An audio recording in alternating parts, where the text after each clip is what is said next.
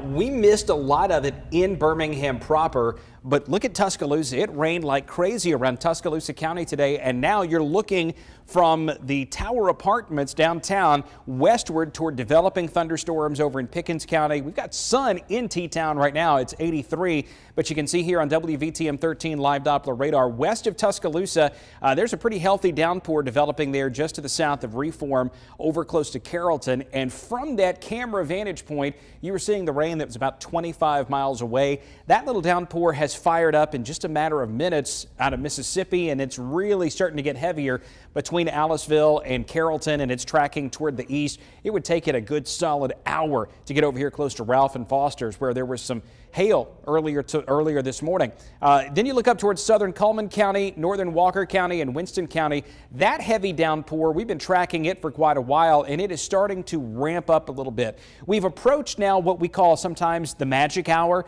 right around 6 to 7 p.m. as the sun gets lower in the sky, the temperature begins to drop. Sometimes these thunderstorms just take off, and I think that's what's going on here over the south end of Smith Lake around Curry and Ardell and Cold Springs. That downpour slowly moving down toward the southeast at about 20 miles per hour, so a direction somewhat like that right there. That'll take it through Arkadelphia down toward Smoke Rise and then eventually down toward Warrior, maybe even getting some development down close to Bagley in Jefferson County as well. Got one downpour here just east of Warrior over southern Blount County, and then a few more of them trying to develop over here around Springville and Odenville. And like I said, as the sun goes down, oftentimes these things will blossom up very, very quickly. You can see how they're starting to fire here and there, St. Clair County, Blount County, Cullman, Winston, Walker, and then over into Pickens. And then there's one more that we've been looking at here in southern DeKalb County that's starting to move into Cherokee County and Etowah County around Cherokee, Rock Village. Sand Rock getting some rain right now, and then that downpour that's north of Keener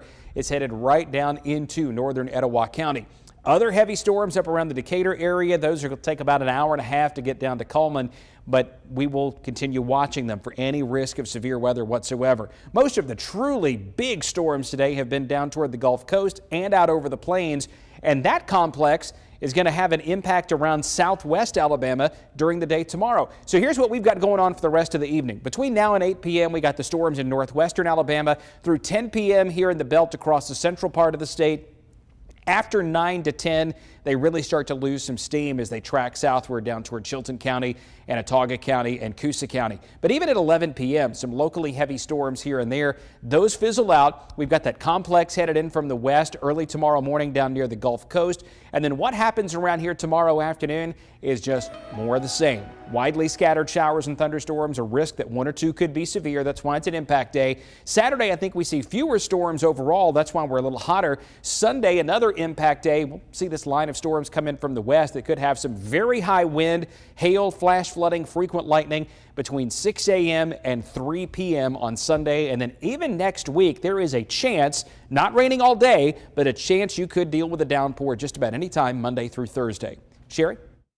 It's a wonderful opportunity for us as a family to be able to experience fine dining